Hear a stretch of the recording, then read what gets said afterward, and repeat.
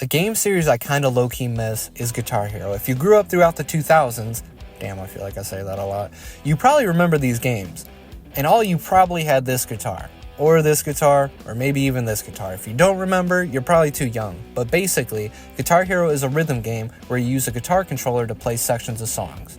To play these songs, you have 5 colors on the guitar, and on the screen, you have a highway of notes coming at you, and you have to hit the right color as the note crosses the playing field, with single notes and long notes and some stuff in between. You have a rock meter that shows how well or horrible you are doing, and in most games, if you mess up too much, you fail the song. But you have a chance to save yourself with star power, which is a meter you fill up with specific notes throughout the song that you can hit to gain it, and it can really save your ass depending on the song. So that's the basic gist of it. And while nowadays you can play Clone Hero or shit like that to play every song from the games and more, you can even create your own songs there, it's just something about the characters, the cheesy cutscenes, the style, the venues that you just don't get with that. So, let's take a trip down memory lane and rank the Guitar Hero games. I'm only going to rank the console games, so no DS games, and I never played DJ Hero, so that won't be here as well. But if you have played those and think I should give it a shot, let me know in the comments below and maybe I'll make a video on it. So of course, this is just my opinion and I would love to know yours, but anyways, let's get into it with the one that started it all. Guitar Hero from 2005, developed by Harmonix and published by Red Octane, has us choose a character and rock through multiple venues. Many awesome songs like Cowboys from Hell by Pantera, I Love Rock and Roll by Joan Jett and the Blackhearts, and More Than a Feeling by Boston. And first things first, when stepping back into these games that I never realized as a kid, but all the songs on this game are covers. When playing through this, I was like, that doesn't sound right. And yeah, come to find out, the developers got the rights to the songs, but they didn't get the masters. So to make up for that, they did covers. Maybe I'm the only one who didn't realize this, but that kind of blew my mind. So while this game is a classic, it gave life to the series. It's never really been my favorite Guitar Hero game. It kind of just does the basics. I mean, while the set list is decent, the game doesn't play as well as I remember. There's like a lag to it, but it's like by like a quarter second or something. It's very distracting. It's probably because it was made to be played on older TVs and not 4K TVs. And with no way to sync it up or calibrate it, it kind of dampers the experience just a little bit. But mostly, this is where they were just getting their footing with this title, and would do much better later on.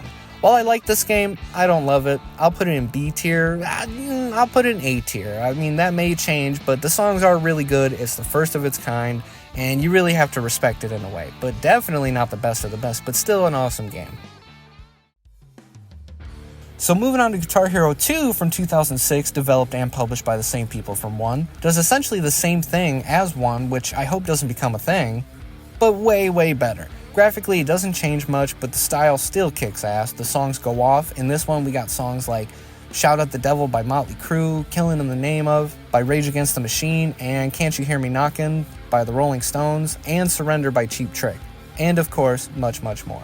This game had a bigger budget because of product placement. With the success of Guitar Hero 1, companies like Line 6, Guitar Center, and Epiphone made appearances in the game, which makes it feel more authentic in a way, to see these brands and getting sponsors from them throughout the main campaign.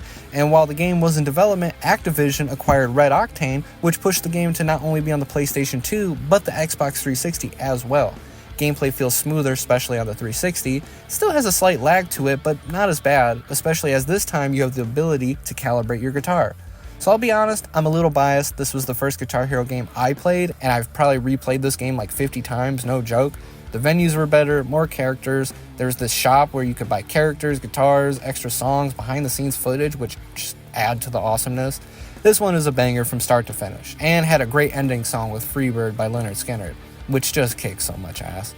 I love this game, easy S tier. There seemed to be so much passion in this title, and I think this is where Guitar Hero started to shine. So moving on to the spin-off, Guitar Hero Encore Rocks the 80s from 2007, which covers, you guessed it, the 80s. Made as more of a disc copy DLC, but I'm here for it. After playing 2 as a kid, Rocks the 80s was a lot of fun to play, and I was fiending for more Guitar Hero, and it continued to create the soundtrack to my youth, with songs like Hold On Loosely by 38 Special, Holy Diver by Dio, Lonely as the Night by Billy Squier, and much, much more, but not as much as Guitar Hero 2, because again, this is more of a DLC, and is shorter than 2. As much as I relatively love this game, it is kind of the definition of copy-paste, as it's a reskin of 2 with an 80s twist. From venues to characters, while I like it, it's a little cheap that they did that, and it sucks as it would have been nice to see some new venues and special shit for the game. So while the songs kick ass, the game does feel a little too much of the same, which hopefully won't be a trend in the future. I'm going to put Rocks the 80s in B tier. Great songs and it plays great, but it's just more of a DLC when it could have been a badass full game. So now moving on to the next actual title, Guitar Hero 3 Legends of Rock from 2007. This is where the series basically hit its peak. I won't even try to hide it. This is one of my favorite Guitar Hero games, next to another one that's a little further down the list. With Harmonix leaving the mix to go make Rock Band, Activision brought in Neversoft to lead the development. You might know them from Gun from 2005, that's an underrated banger, or of course the awesome Tony Hawk series.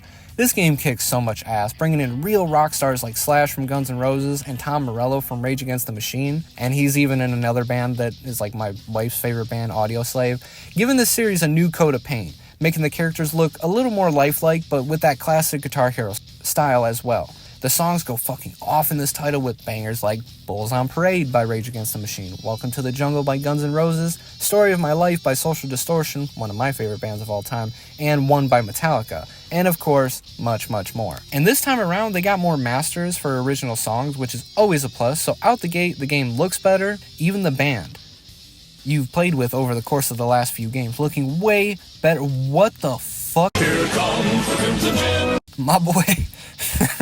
My boy got done dirty as fuck. But everyone else at least looks better. They added a new gameplay mode where you go up against the rock stars I mentioned earlier, Slash and Tom Morello, in a guitar battle, which are so much fun to do, until the end where you literally fight the devil, and this boy is a cheating little bitch. Playing the song, The Devil Went Down to Georgia.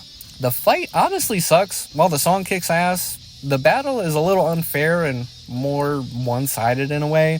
You kind of have to cheese them to make it through. But other than that, this game is amazing. With some of my favorite venues and set lists in the series, it just goes off. After barely beating the devil, you come up for one more song, which is one of, if not the hardest song in Guitar Hero, and you probably know what song I'm talking about, Through the Fire and Flames by Dragon Force. Love the song, hate playing it. That's all I'm going to say, especially on expert mode. Hell fucking no. But it still kicks ass. This game was my childhood. If you didn't already know, it's an S tier, easy. If you put this any lower, I consider you a danger to society. This game is amazing. So now moving on to our first band-centered game with Guitar Hero Aerosmith from 2008. This is one I actually played way later, as I wasn't a huge fan of Aerosmith growing up and I didn't really care for a game centered around them. But eventually getting into it, it was okay, with a decent track list mainly consisting of Aerosmith songs, of course, and a handful of other songs that the band picked from bands that either inspired them or that the band had played with at some point. It works well, using the same engine as 3, the band even did motion capture for the game as well, and they added a little more to the shop. It was super sick to play through the band's history, with the members of the band telling you about where the band was at the time, which is all pretty dope. All in all, it's good. It's not amazing, but if you're an Aerosmith fan, it's a must-play. I feel like if I was a huge fan of the band, this one would be one of my favorites, but for me personally, I'm going to put it in B tier. It's fun, it's a really good game, but nothing I would play over and over again. So to change up the formula a little bit, Guitar Hero did the Rock Band thing and added multiple instruments like the drums for our next title, Guitar Hero World Tour from 2008. Like Guitar Hero Aerosmith, I didn't get hip to this one out the gate, but I'm a little salty that I didn't. This game is pretty great, with an awesome soundtrack with songs like Some Might Say by Oasis, Pretty Vacant by the Sex Pistols, Damn It by Blink-182, and About a Girl by Nirvana. The setlist is stacked, with some great venues and some pretty solid gameplay, even with the new instrument type, the drums. You can customize your own band logo, and your character as well as your guitar, and you can even make your own songs, which is always a plus. You can create the perfect band. However, they change your bandmates around all the damn time, which I don't get, but anyways, what's different here is, as opposed to playing a set song, loading in between, you click on a gig and you play the whole set, which is kind of nice, and it saves time on loading. It feels like you're in a real-ass band playing a whole set, though you're taken out of it a little when your bandmates change form all the damn time. I think it is really goofy. In terms of gameplay, nothing much is different, except now with sustain notes, you can get hit with another sustain note in the middle of your ongoing sustain note. Jeez. Which is different. And they added tap notes, which are these transparent notes that you don't need to strum for, you only have to tap. Who would have thought? It's neat, and it's nice to see some gameplay changes. We even get some more guest appearances from rock stars like Billy Corgan, Haley Williams, Travis Barker, Ted Nugent, and even Ozzy Osbourne, which is super sick. And much more. This game is great, has an amazing track list, the customization goes off, plays great, the guest appearances are fire, and I really like this game, more than I thought I would. Though, I wish you could keep your bandmates for longer than like 2 songs. It's a fun-ass game, I'm going to put it in S tier, it's a good time all around the board. Now moving on to another band-focused game, we have Guitar Hero Metallica from 2009. So unlike Aerosmith, I am a huge fan of Metallica, so this was a blast to play, featuring songs like Sad But True, Enter Sandman, and Hit the Lights, and many other hits from the band as well. And some other awesome tracks that aren't from Metallica, like Ace of Spades by Motorhead, Toxicity by System of a Down, and Tuesday's Gone by Lynyrd Skynyrd. So the band accepted the offer, no questions asked, doing the motion capture and providing all the masters to the recordings, with other bands like Lemmy from Motorhead doing motion capture and re-recording Ace of Spades as they didn't have the masters to that song at the time. Now the gameplay is the exact same from World Tour, which makes sense as they did it with Rocks the 80s and Aerosmith, like the same style, but I like this style well enough. I'm sure they won't use World Tour again, but it looks unique enough. It plays great, these songs feel so awesome to play, probably because I'm a fan. When you're out the gate playing For Whom the Bell Tolls, it just gets you going. And they bring back customized characters from World Tour, which works well enough, and I enjoy messing around with that. The classic animated cutscenes that look super dope come back in full effect and look great here, and they even provide you with lyrics to all of Metallica songs with a snippet of background on the songs, like a director's commentary, which is super cool. A lot of people complain about how long every Metallica song is, especially for just this game, but I personally love it, though Merciful Fate is a little too wild at over 11 minutes long. Nonetheless, I think this game is a banger, and yes, I'm biased just a little bit, but it's my list, so I'm going to put Guitar Hero Metallica in S tier. If you are a fan of Metallica, it is a must-play all day. For the next game, Guitar Hero Smash Hits, it was developed by Beanox actually, and released in 2009, and was made to be a celebration of past Guitar Hero songs, spanning through the past entries with 48 songs from Guitar Hero 1, Guitar Hero 2, Rocks the 80s, Guitar Hero 3, Legends of Rock, and 1 song from Guitar Hero Aerosmith, with tracks such as Killer Queen by Queen, Smoke on the Water by Deep Purple, Rock and Roll All Night by Kiss, and Back in the Saddle by Aerosmith. Now, the crazy thing about this game is that at this time, it's only been a little under 4 years since the original, and they already have a compilation game. And it kind of smells like a cash grab, and people caught on to this as it was just too soon, and this would technically be the downfall as we knew it for Guitar Hero. But with it being a new company behind the development, maybe we'll at least see some new stuff to show some love, but it's just the World Tour's engine again, and style. It all feels the same. All through the game, it feels this way, especially playing songs we already played not too long ago. But some of the songs are fun to go back to, and this time around, we have the master recordings, which is better, and you can play with the full band, which is pretty sweet. But at the end of the day, it's really just meh. It's pretty fluffy and kind of an uninspired game. The one other thing that they did that was cool, for at least what they were going for, is at the end, you unlock a final set list with every end song from those previous games we mentioned earlier. Bark at the Moon by Ozzy Osbourne, Free Bird by Lynyrd Skynyrd, Raining Blood by Slayer, and of course the rest. With multiple sustains and tap notes, it's a little easier to play for the most parts, as the charts or tracks for this game are kind of weak, but it was a good try. I'm going to put it in C tier, it's 50-50. I think this needed more time to cook, and it was too soon for a compilation game, to be honest. Now moving on to another kind of weird title in the series, Guitar Hero 5 from 2009. Lots of games from this year. This one is iffy for me. The track list is a lot weaker than previous entries, and that's because the developers wanted to make tracks as diverse as possible, and in a way, alienating the core audience that they have built so far. And because they went this route, we got songs like Play That Funky Music by Wild Cherry, Feel Good Inc. by The Gorillaz, and Superstition by Stevie Wonder. Didn't feel at home here with Guitar Hero. And a whole lot of other kind of shit music, at least when you compare the other track lists, in my opinion.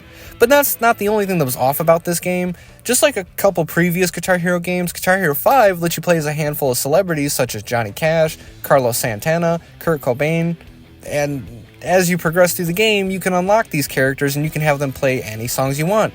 But using Kurt Cobain to play songs like Play That Funky Music, White Boy, it just feels kind of wrong. It's a little weird, and fans kind of notice this as well. While I'm sure Activision had no intentions of disrespecting said artists or in any way, it just feels weird more than anything.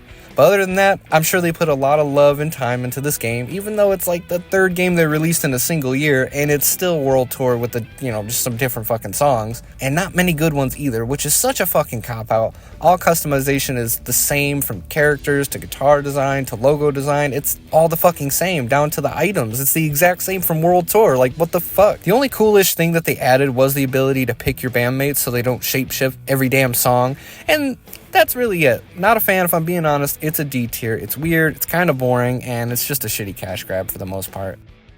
So now that the Guitar Hero 5 nightmare is over, we can finally play some better Guitar Hero... Fuck! I barely played this game. Band Hero is a title that I didn't want to add, but I felt like I had to add, and I hate it.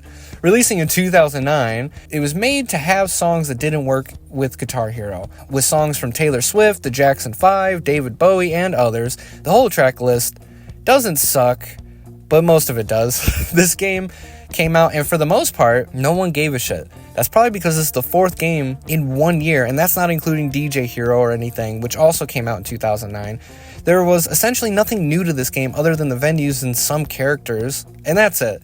It gets worse, because guess what, you silly little bitch? You've been playing the same game all year long, but paid for it 4 times. And that silly little bitch is me, by the way. They used World Tour again! Fool me once, shame on me. Fool me twice, shame on you. Fool me 3 times, I had it coming. But fool me a 4th time and I should fucking off my... This game, like the last 2, are soulless. It's an F tier, but you've probably seen that coming. Now we have a slightly better game, Guitar Hero Van Halen from 2009. How did they make so many fucking games in 1 year? It's speculated that it was just an add-on for Guitar Hero 5, but it released as a standalone game at the end of the year. This is still a weird one though, feeling slapped together. The track list, while good, doesn't completely make sense, as the Van Halen tracks only consist from the David Lee Roth version of Van Halen, so no Sammy Hagar or Gary Sharon. And the filler songs didn't really add up either, with First Date by Blink-182, The Takedown by Yellow Card, Stacy's Mom by Fountain of Wayne, and Pretty Fly for a White Guy by The Offspring. All in all, it feels like a copy-paste of Metallica, but slightly worse. At least with the animations being kind of stiff, using the same engine as, you guessed it, World Tour, but this game's okay. It's weird as the set list is. I had a really good time playing this, especially when I was a kid compared to the last couple games they put out after Metallica. It's not amazing, but it has a lot of great songs. I'm personally going to put it in B tier. This should have had more love put into it like the last couple band-centered games. Maybe if they didn't just do Smash Hits 5 and Band Hero, this could have been better, but Activision wanted that money, so it'd be like that. So after a long-ass year that was 2009, how would Activision come back from the poor sales of the last couple games? They decided to make a kick-ass game, that's what they did. Guitar Hero Warriors of Rock from 2010 holds a very special place in my heart. I got this game for my 12th birthday, and me and my best friend played the shit out of this game for at least a good week. They wanted to make a game like 3 again, mainly focusing on rock and roll, with the style of 3 with a twist. There's an actual story in this game called Quest Mode, but more on that in just a sec. This track list is fucking stacked with 93 songs. That's a lot. With tracks like Children of the Grave by Black Sabbath, Fortunate Son by Creedence Clearwater Revival, Seven Nation Army by the White Stripes, Bohemian Rhapsody by Queen, and much, much, much more. It's so fucking good. So back to this story. Be it mind you, it's not some complex, crazy story, but it is pretty solid and a fun little journey. It's a whole ass plot. With rendered cutscenes, it's so good. The story is narrated by Gene Simmons from Kiss. It just goes off. So the story goes something like this. There's a demigod of rock that gets imprisoned by this beast, and in the process loses a legendary guitar, and it's up to you to gather up the warriors of rock to bring down the beast and free the demigod. But who are these warriors, you ask? It's the characters from all the games we played, and it changes it up as we play as all of these characters instead of just picking one throughout the game. You collect stars from every song that you play. To help you get more stars, each character you play as has a special power you can use during the set list. Like Johnny, his multiplayer never goes below 2, and if you get it up to 4, you get more stars the longer you keep it there. Echo has the power to naturally gain star power for every 10 notes you hit, gaining 5% star power. And the other characters have other crazy abilities as well. And if you get enough stars, you will awaken their true warrior form. where they will turn into these badass looking creatures. We gather the warriors, and halfway through the quest mode, after playing banger after banger, you find the demigod's guitar. But the only way to retrieve it from the cave in which it lays is to play through Rush's 2112, a 20-minute song. This is so sick. And while that seems a little terrifying if you're on expert mode especially, this song is broken down into 7 sections. So you can take breaks in between. But better yet, if you fail at any point, you don't have to restart the whole song over. And while you play through Rush's 2112, you hear Rush, the band members from Rush, narrate the whole thing. Now, I don't know about you, but I think this part is so sick. So everything about this game feels like they actually listened to fans about the problems they had with Guitar Hero over the last handful of games. And it just hits like it should, and it keeps on going. So how can they make this fight with the Beast entertaining? Maybe with some crazy-ass song you have to play through? Or how about picking 2 teams of 4 to jump into battle to gain enough stars to defeat the Beast in an epic fight? It's not enough to just beat the song, you need to meet a quota of stars, so choosing the right warriors for each team is very important. And even after the demigod is freed, you have to play sudden death by Megadeth with all 8 powers. Now, and finally, defeat the Beast. How fucking sick is this? It was more than I would have ever expected from a quest mode from Guitar Hero. And even after you're done, there's a quick play mode.